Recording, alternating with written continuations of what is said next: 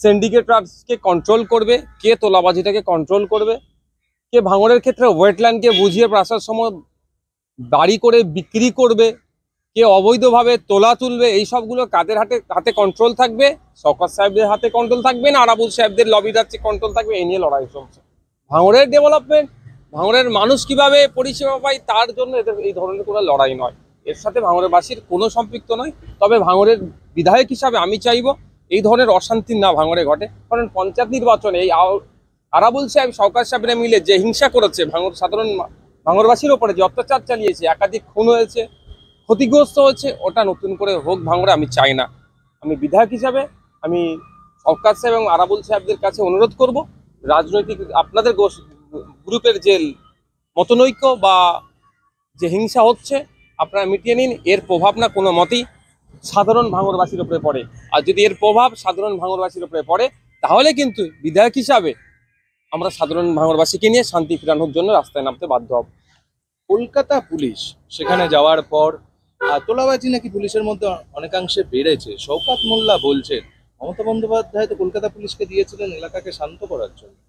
কলকাতা পুলিশের এ ধরনের অনেক অভিযোগ আছে যে তোলাবাজি করেছে, মিডিয়ার সম্মুখে এসেছে তোলাবাজির অভিযোগ, এবং অনেক কিছু আছে যেগুলো এখনো পর্যন্ত লিখিত আমার কাছে অভিযোগ জানায়নি বলে আমি বলতে পারছি না কে এক্সাক্ট কার বিরুদ্ধে আছে।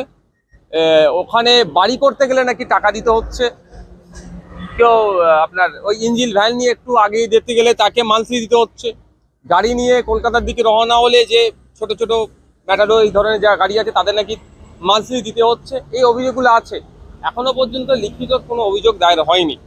সুতরাং যখন লিখিত অভিযোগ দায়ের হয়নি এটাকে আমি সম্পূর্ণ 100% সত্য বলবো না। তবে অনেকে লিখিত দায়ের করতে ভয় পাচ্ছে, কারণ এদেরকে এই হুমকিটাও দিয়ে রাখা হয়েছে যদি এ ধরনের কোনো লিখিত হয় ওর নামে মিথ্যা কেস দিয়ে এমন কেস দেবো সারা জীবন নাকি জেলের বাইরে বেরোতে পারবো না বলে সাধারণ মানুষকে ভয় দেখাচ্ছে। তারপরে বলবো মমতা ব্যানার্জি মহাশয়কে তড়িঘড়ি তো ভাঙড়কে ডিভিশন করে দেওয়া হলো, কিন্তু ডিভিশনের ক্ষেত্রে একটা ডিভিশনের ক্ষেত্রে যা যা আপনার পরিকাঠামোগত প্রয়োজন আছে সেগুলো এখনো ফুলফিল হয়নি, সেগুলো দ্রুত ফুলফিল হোক।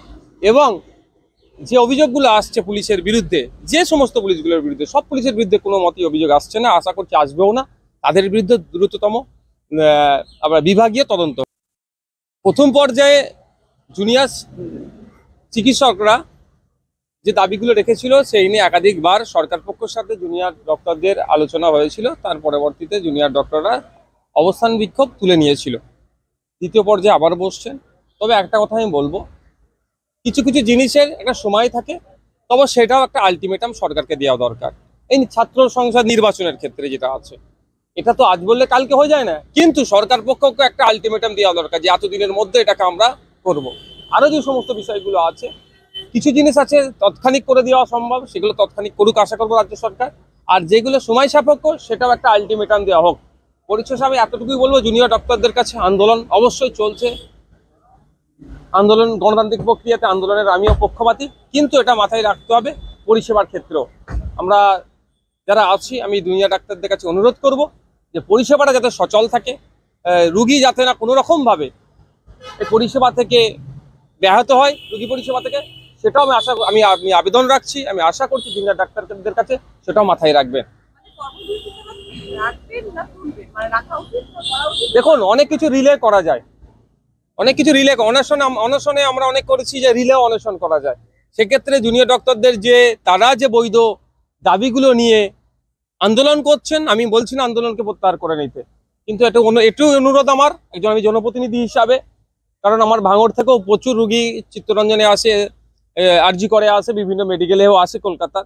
আমি তাদের সাথে কথা বলে তো বুঝতে পারি তারা আর্থিকভাবে দুর্বল বলে এখানে ছুটে আসতে হয়, ফলে যদি এখানে পরিষেবা না পায় তারা ক্ষতিগ্রস্ত হবে।